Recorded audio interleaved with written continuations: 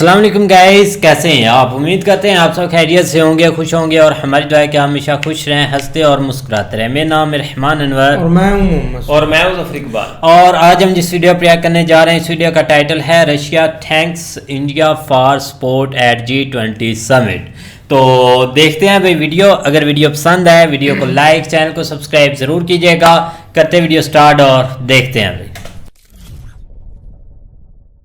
नमस्कार and welcome you to world affairs. मैं हूं Prashant Dhawan. Now recently Russian Federation ने बढ़ चढ़ के थैंक किया है भारत को सपोर्ट के लिए एट G20 समिट। यहां पर आप देख पाओगे रशिया के जो विदेश मंत्री हैं लावरोव, इन्होंने ये कहा है कि भारत में जो G20 समिट हुआ है ये एक माइलस्टोन है, बहुत अच्छा G20 समिट हुआ। और साथ ही साथ ये भी ऐड किया कि इंडिया ने इंश्योर किया कि पूरे G20 समिट की मीटिंग में यूक्रेन का इशू ना हावी हो जाए। और यहाँ पे आप देख पाओगे ये जो पिक्चर है पीएम मोदी और लावरोव की, ये दुनिया भर में काफ़ी वायरल हुई है। मुझे पता नहीं पीएम मोदी यहाँ पर क्या कह रहे होंगे, मतलब मेरे वाला लैंडर तो लैंड कर गया मून पर, या फिर क्या कहा होगा पता नहीं, मजाक कर रहा हूँ ऑब्वियसली। कुछ और ही दोनों के बीच में बात हुई होगी। मैंने वैसे ये देखा है कि पीएम मोदी की काफ़ी अच्छी केमिस्ट्री है व्लादिमीर पुतिन और इवन रशिया के विदेश मंत्री लावरोव के साथ। और एक सेकंड के लिए ना यहाँ पर मैं आपको बताना चाहता हूँ कि रशिया को कितनी ज़्यादा मुश्किलें फेस करनी पड़ी थी इस G20 समिट में, किस हद तक रशिया को आइसोलेट करने की कोशिश की गई थी। कुछ एग्जाम्पल्स आपको दिखाता हूँ एक के बाद एक। पहले तो ना एक वीडियो सामने आई है, आप देख के ये वीडियो हैरान होंगे।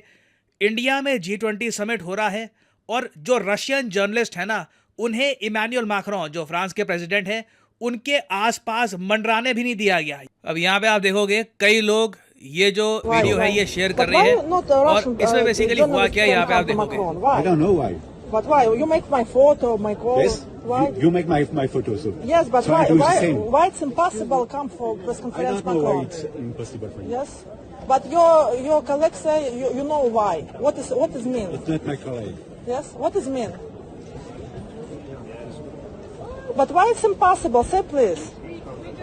सो बेसिकली यहाँ पर रशिया की जो जर्नलिस्ट हैं, काफ़ी सीनियर जर्नलिस्ट हैं, ये कंप्लेन कर रही है कि इमैनुअल मैक्रोन जब बोल रहे थे इंडिया में ही, तब फ्रांस की अथॉरिटीज़ ने ऐसा घेराव कर रखा था उनको कि रशियन जर्नलिस्ट को उनके आसपास पहुंचने भी नहीं दिया गया, ताकि एक क्वेश्चन भी फ्रांस की जर्नलिस्ट इमैनुअल मैक्रोन से ना कर दे। और वैसे मैं आपको बता दूं, इमैनुअल मैक्रोन का भी ये सब करने का रीज़न है, हाल ही में आप कह लीजिए इमैनुअल मैक्रोन की जो पॉपुलैरिटी है फ्रांस में काफ़ी गिर गई थी।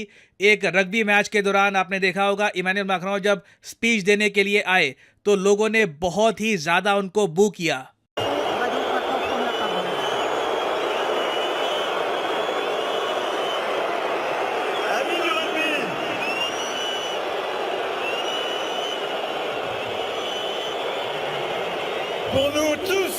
तो हाल ही में फ्रांस में जो दंगे हुए हैं उसके बाद से इमैनुअल मैक्रोन की जो पॉपुलैरिटी है फ्रांस में बहुत ज़्यादा गिर गई है। उसके बाद से थोड़ा आप कह लीजिए इनको प्रोटेक्शन दी जा रही है, रशियन जर्नलिस्ट को भी दूर रखा जा रहा है। कहीं मान लीजिए रशियन जर्नलिस्ट ने कोई बहुत ज़्यादा मुश्किल सवाल पूछ लिया मैक्रोन से रिगार्डिंग द यूक्रेन वॉर और उससे मैक्रोन की इमेज और ख़राब हो गई, तो इस सब को प्रिवेंट करने के लिए ये सब किया जा रहा है। बट मैं यहाँ पे आपको बस दिखा रहा हूँ कि रशियन जर्नलिस्ट, इनके मिनिस्टर्स के साथ क्या ट्रीटमेंट हो रहा है।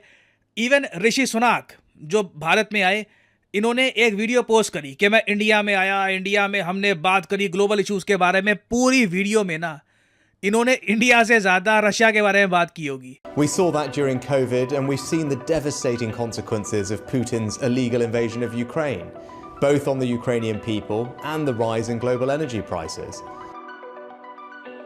But we're under no illusion. These issues can't be solved in isolation.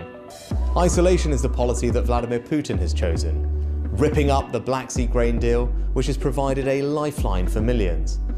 Putin wasn't at the G20 to face the world, but we were, working with our allies and partners from around the world to address some of the biggest challenges that we face, stabilizing the global economy, isolating Putin, and strengthening our international relationships. ना ये सब मैं आपको सिर्फ इसलिए दिखा रहा हूं ताकि आप समझ पाए कि किस मैग्नीट्यूड का प्रेशर था रशिया पे, ना सिर्फ रशिया पे, इवन इंडिया पे, कि जो डिक्लेरेशन निकल के आएगा। अगेन देखो, कई लोगों को डिक्लेरेशन क्या है अभी भी प्रॉपर्ली समझ नहीं आया। It is very simple. Declaration मतलब कि किन पॉइंट्स पे आप सहमत है, उन पॉइंट्स को नोट डाउन करके डॉक्यूमेंट बना देना। It is very simple. Declaration कोई बहुत ज़रा कॉम्प्लिकेटेड कॉन्सेप्ट नहीं है। हाँ, डिक्लेरेशन बनाना मुश्किल है, कि सहमति सबकी हो पाएगी? 20 के 20 मेंबर्स क्या इन पॉइंट्स को लेकर सहमत हो पाएंगे? It is very difficult. तो इंडिया पे देखिए प्रेशर ट्रेमेंडस था, और रशिया भी ये बात देखकर सरप्राइज्ड है कि इंडिया ने कैसे एक ऐसा डिक्लेरेशन तैयार किया जहां पर एक बार भी रशिया की निंदा नहीं करी गई। और यहां पे आप देख पाओगे दिल्ली डिक्लेरेशन को, अगर आप रशिया यहां पे टाइप करोगे, गिनती के 3 बार रशिया का मेंशन होता है, और मेंशन भी सिर्फ एक ही पैराग्राफ में हो रहा है। पॉइंट 11 में यहां पे सिर्फ ये लिखा है कि टर्की की बात कर रहे हैं, टर्की ने जो एक ब्लैक सी जो ग्रेन डील है वो ब्रोकर करी थी, उस पर फोकस करना चाहिए, फूड शॉर्टेज नहीं होनी चाहिए, फर्टिलाइजर की शॉर्टेज नहीं होनी चाहिए, बस इसी बात पर मेंशन करी गई है। जो रशियन अग्रेशन ऑन यूक्रेन, ऐसी कोई लाइन पूरे डिक्लेरेशन में आपको मिलेगी नहीं। और आप सोच कर देखो, एक तरफ रशियन जर्नलिस्ट को वेस्टर्न कंट्रीज के जो लीडर्स हैं अपने आसपास आने भी नहीं देते, दूसरी तरफ इंडिया ने ऐसा डिक्लेरेशन पास करवा लिया। This is why India's G20 summit is nothing short of a miracle. और ऐसा नहीं है कि हम ये सब कर रहे हैं पुरानी दोस्ती की वजह से, कि 1971 में जब एक बार USSR हुआ करता था हम कभी भूलेंगे, नहीं, ऐसा कुछ नहीं है। देखिए यहाँ पर भी इंडिया का इंटरेस्ट है। इंटरेस्ट ये है कि जो हमने तेल रशिया से परचेज किया, बहुत सी पेमेंट्स उसकी हुई रुपी में। ये रुपी देखिए रशिया के लिए अभी इतने आप कह लीजिए यूजफुल है नहीं। इंटरनेशनली रशिया को समझ नहीं आ रहा कि इतने सारे रुपीस, बिलियंस ऑफ रुपीस को ये यूटिलाइज कहाँ पे करे। तो ये लोग अभी भारत में ही निवेश कर रहे हैं हमारी पेमेंट। आप सोच कर देखो कितनी अजीब बात है। कोई चीज़ समझ नहीं आ रही हो ना, खुद पे लागू करके देखो। मानो कि आपका एक बिजनेस है, ठीक है, आपका एक बिजनेस है, उसमें आपको इन्वेस्टमेंट चाहिए, और साथ ही साथ आपको ना अपने बिजनेस के लिए रॉ मटेरियल परचेज करने होते हैं। तो जिससे आप रॉ मटेरियल परचेज कर रहे हो, जिसको आप पेमेंट कर रहे हो, वो आदमी कहे कि अच्छा जो आपकी पेमेंट मुझे मिली है ना, मैं आपके बिजनेस में वापस निवेश कर रहा हूँ, आपके लिए कितनी अच्छी बात है। लिटरली आपको फ्री में ही इन्वेस्टमेंट मिल गई है। तो इंडिया के पर्सपेक्टिव से आप अगर देखो ना, तो रशिया एक बहुत ज़्यादा यूजफुल कंट्री है हमारे लिए। जब तक यूएस का जो ये प्रपोज्ड इकोनॉमिक कॉरिडोर है, India middle east Europe economic corridor, जब तक ये प्रॉपरली बनता नहीं है, मैं कहूँगा इंडिया के लिए रशिया की इंपॉर्टेंस बहुत ज़्यादा हाई रहेगी। और लावरोव ने हाल ही में ये भी कहा इंडिया में कि इंडिया ने हमें बहुत सारे ऑप्शंस दिखाए हैं कि भारत में निवेश करना है। देखिए हमारा आईटी सेक्टर है, रियल एस्टेट सेक्टर है, हमारे बॉन्ड्स हैं, कहीं भी आप निवेश करिए, आप दुनिया की फास्टेस्ट ग्रोइंग इकोनॉमी में निवेश कर रहे होंगे। ऐसी इकोनॉमी आपको कहाँ पर मिलेगी? आप इन्वेस्ट करिए। ऑलरेडी आप अगर वैसे रुपी रूबल का ट्रेड देखो तो रुपी ज़रा स्ट्रॉन्ग है कंपेयर टू रूबल, और ये जो स्ट्रेंथ है रुपी की बढ़ती रहेगी इन द फ्यूचर, कोई बड़ी बात नहीं है। एक टाइम ऐसा भी आए कि एक इंडियन रुपी के 2 रशियन रूबल मिलेंगे। It can very much happen in the future. तो रशियन पर्सपेक्टिव से ये काफ़ी अच्छी इन्वेस्टमेंट होगी। और इंडिया ने G20 समिट में ये भी क्लियर कर दिया है कि क्वाड के बनने से, यूएसए के साथ रिलेशन स्ट्रॉन्ग करने से ये अज्यूम मत कर लेना कि कल को हमारे रिलेशंस रशिया के साथ बहुत ज़्यादा खराब हो गए हैं। India will still support Russia on. हाँ जी गाइस, तो जैसा हमने देखा बिल्कुल बहुत एक अच्छा टॉपिक है भाई। रशिया बहुत ज़्यादा भाई इस चीज़ पर खुश है, क्योंकि आप देख ले कि एक वो जो इमेज है पिक है ना भाई, वो काफ़ी ज़्यादा वायरल हुई थी। हमने तो भाई काफ़ी बार देखी है कि वो भाई हर जगह यूज़ की गई है, कि जिस जगह भाई PM मोदी जी इतने ज़्यादा हंस रहे हैं। लेकिन ये है कि अगर देखा जाए तो रशिया यूक्रेन वार, हम तो ऐसे देख रहे हैं कि कोई छोटा समिट होता था या कोई बड़ी कार्ड का भाई होता था तो इकट्ठे होते थे, तो सिर्फ एक ही टॉपिक चलता था भाई, रशिया यूक्रेन वार।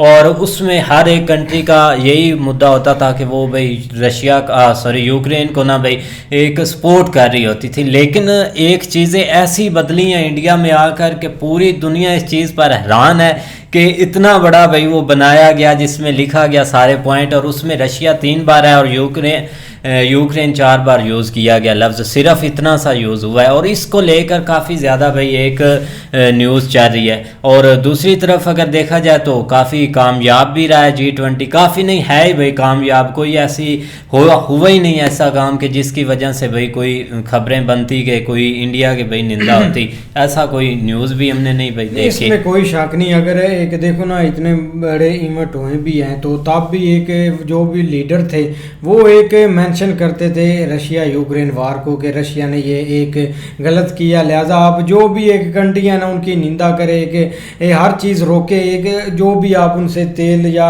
एक जो भी चीज़ खरीदते हैं तो उनको एक फ़र्क पड़ेगा। लेकिन अगर इंडिया में ऐसी चीज़ें हो भी जाती तो फिर भी रशिया को इतना फ़र्क तो नहीं पड़ना था, लेकिन इससे एक इंडिया की इमेज काफ़ी उधर मतलब कि नेगेटिव पॉजिटिव तो खैर ऑलरेडी है। हाँ। लेकिन ये कि थोड़ा सा और जो है ना वो मतलब करीबी कह लें या और मतलब उनको हाँ। एक एतमाद हो गया है। लेकिन ये कि भाई जो इंडिया की पॉलिसी है ना, आप सोच नहीं सकते कि ये किस हद तक कामयाब फॉरेन पॉलिसी है। आप देख लें कि अब तो हमारे इधर पाकिस्तान में भी इसकी आवाज़ें उठने लग गई हैं कि यार जिस तरह की फॉरेन पॉलिसी इंडिया अपना रहा है ना, हाँ। कोई भी इस तरह नहीं कर सकता। उन्होंने ना अमेरिका को नाराज़ किया है, ना रशिया को नाराज़ किया है, ना वो अमेरिका के पक्ष में गए हैं, ना वो रशिया के पक्ष में गए हैं। वो अपना बिल्कुल एक न्यूट्रल रह के अपने जो है ना वो फैसले कर रहे हैं जो उनके मुल्क के लिए इम्पोर्टेंट है, जो उनके मुल्क की बेहतरी के लिए। तो लिहाजा जो है ना इस चीज़ को काफ़ी हद तक जो है ना वो सराहा भी जा रहा है। और उस दूसरी तरफ देख लो कि रशिया बिल्कुल इस चीज़ के ऊपर एक सरप्राइज्ड हो गया जब उन्होंने ये दिल्ली डिक्लेरेशन जो है ना उसके ऊपर पॉइंट्स पढ़े या देखे और उसको जो है ना वो अप्रूव्ड करवाया गया या अप्रूव्ड वो हो गया और हर मुल्क ने उस चीज़ को ओके किया। तो ये एक बहुत बड़ी बात है। और बाकी भाई पीएम मोदी जी को इस चीज़ का क्रेडिट देते कि उन्होंने या बाकी सारी जो मतलब सब ने मिल के एक कामयाब इवेंट जो है ना वो करवाया है। और बहुत जो है ना जो चीज़ें मतलब एक नई सामने आई हैं उसमें भी उनका बहुत काफ़ी क्रेडिट, क्योंकि उनकी मेहनत है। पिछले 2 दिन तो काफ़ी वो मतलब उनको देखा है कि वो बिज़ी रहे। आज सुबह फिर जिस तरह देखा आज जो है ना वो क्राउन प्रिंस जो है ना वो बिन सलमान को उन्होंने जिस तरह गार्ड ऑफ ऑनर जो सब कुछ दिया और उसके अलावा सारे मुहद वगैरह। तो ये एक बहुत नहीं, वर्ल्ड लीडर भी देखो ना, एक G20 उन्होंने अटेंड किया तो वो भी एक उनको भी पता था कि इंडिया और रशिया की जो रिलेशन है ना वो काफ़ी अच्छे हैं। अगर हम इधर कोई निंदा करते हैं तो कोई चीज़ और ही ना इधर से उठ जाए। तो उन्होंने भी कोई मेंशन या उन्होंने कोई जिधर भी एक प्रेस हुई है ना उन्होंने कोई मेंशन ही नहीं किया, क्योंकि उनको ये भी थोड़ा बहुत भय था इस चीज़ का। लेकिन ये एक अच्छी वीडियो थी। उम्मीद करते हैं आपको वीडियो पसंद आएगी। अगर पसंद आए वीडियो को लाइक, चैनल को सब्सक्राइब ज़रूर कीजिएगा। मिलते हैं नई वीडियो के साथ, तब तक के लिए अल्लाह हाफ़िज़।